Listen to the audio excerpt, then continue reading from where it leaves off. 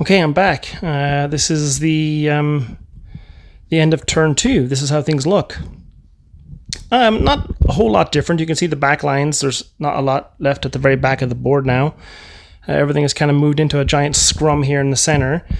There hasn't been, again, there hasn't been that many casualties. There's been a fair few, but nothing critical at the moment. Both sides are just taking a beating. They're starting to take several hits now, so things are going to start dying next turn.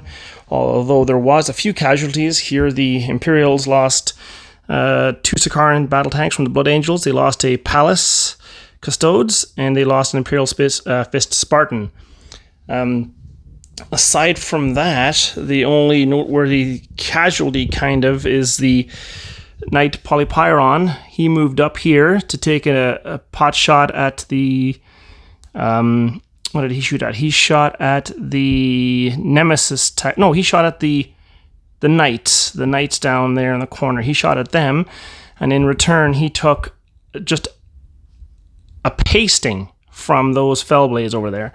So he's down to 2 loot runes remaining, so he's not in a very good way.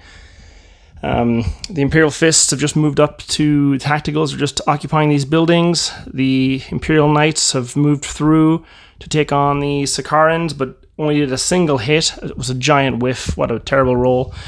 Imperial Fists have backed up the Custodes. The Breachers have moved up. This is where the Imperial Fists lost one of their Spartans.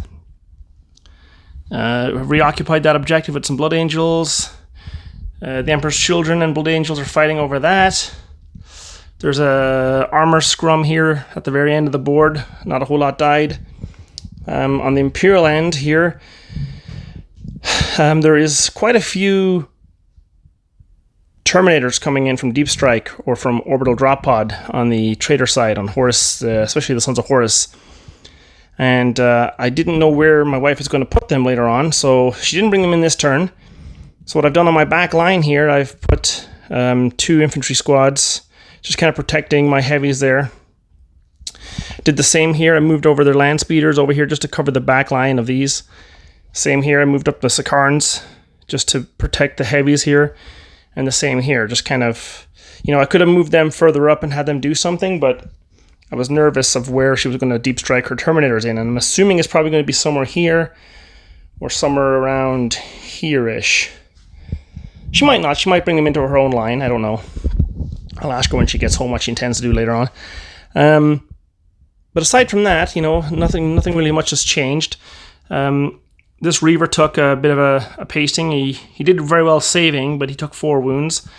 That Warhound took a pasting from this Warlord, and he took 7 wounds. So he's down to 5. Not really a whole lot more going on the Imperial side. I'll bring you around to the Traitor side here in a second so you can see from their end.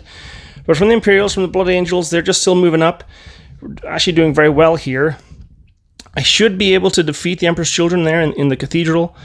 And unless something bad happens, I think I have that objective. I have this objective, so I got 2 more objectives this turn, with one being fought over here in this Cathedral. So I got 2 victory points this turn. She got 1 for that one over there. So it's now 3-1. So not doing too badly. Let me just go around to the other side and take a look what's going on her end. So here we are. On her end, I can't remember what she did now. She moved up these Macedons up into here. I'm not sure I would have put them there, but they're in there anyway. She hasn't moved her Fellblades. They stayed the same. She moved up her tactical company to occupy this building. She moved in her Leviathans in here to fight in this building, but she didn't get in there. Nothing really happened. The saving throws for the Custodes worked out, so that they're locked in combat.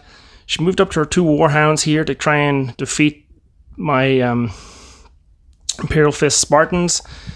She brought her bikes. She didn't do a lot with her bikes. She brought her bikes back because she's waiting. She's assuming that these 2 Spartans are going to go down soon to the Reaver, and she's going to need to do something here. She moved up her Fellblades to fire on the Reaver, which they did, caused a few wounds. She sat back with this tactical company. She expects this tactical company to get wiped out, and then she's just going to charge with this one in and hopefully retake the objective. She didn't get Fulgrim out. She just moved up here. There was a lot of fighting going on here, but the dice rolls on both sides were terrible and only caused a couple of hits on that Mastodon and 2 hits on that Predator. So it was a big bunch of nothing. Her casualties so far in the second turn, she lost a Typhon, she lost a Sakaran, she lost a squad of Sons of Horus, she lost a Spartan and a Land Raider. So she took more losses than the Imperials did, but she has a lot more stuff coming in on the table, which she probably should bring in. I think she'd bring them in tonight. I don't know. She's going to wait another turn.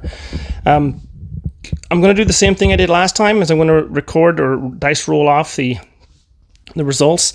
The Nemesis took just another salvo from the Warlord, and he took a lot of wounds from the Polypyron and the Warlord. He took 1, 2, 3, 4, 5, 6, 7, 8, 9, 10, 11, 12, 13, 14.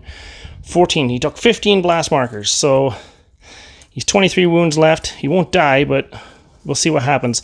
I'm going to roll those off camera, or on camera here in a second, just to let you know. The Warlord himself, he took another blasting as well, so we're going to do both of those here in a second. Oh wait, he took more. He took 4 more, so he took 17, 18, 19, 20, 21 hits. Yikes.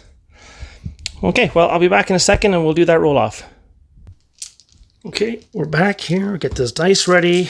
So let's roll this on camera. So the Warlord, his shots into the Nemesis along with the Polypyron right here. So this guy and this guy on him. 5, 10, 15, 17. 1, 2, 3, 4, 5, 6, 7, 8, 9, 10, 11, 12, 13, 14, 15, 16, 17. So I need 5 up saves for the Nemesis. I've already taken his shields, his Void Shield save already. So we left with 17, looking for 5s. So 1, 2, 3, 4, 5, 6, 7, 8. What an amazing set of, so 8 saves.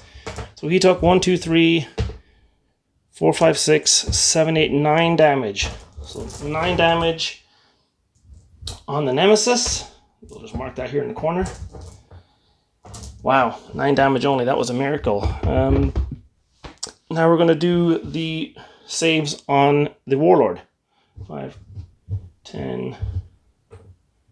So he took 13. So 3, 6, 9, 10, 11, 12, 13. So we're looking for 4s here. Well, that was really good. 1, 2, 3, 4, 5. Wow. Amazing saving rolls. 5. So he took only 5 damage. He saved 3, 6, 7, 8. He saved 8. That's good. So 5 damage brings the Warlord down to 22. So he's on 22 wounds left. And what did I say the other guy was? So he took 9. So he was on 23, so that brings him down to 14. So the Nemesis left on 14 wounds. The Warlord's on 22. Looking a little better. But that Polypyron is basically a dead guy. And things are looking like they're going to heat up. I think next turn, turn 3, will be the deciding turn. I think Sons of Horus reserves are going to come in. Things are going to get wild, and things are going to start blowing up soon. Okay, well, thanks for tuning in. I just wanted to make this battle report just for myself, really, and to show the game off and the models off. And if you like the stuff, just let me know, and if not, let me know too. Who knows? Again, we'll see you for turn 3. Thanks.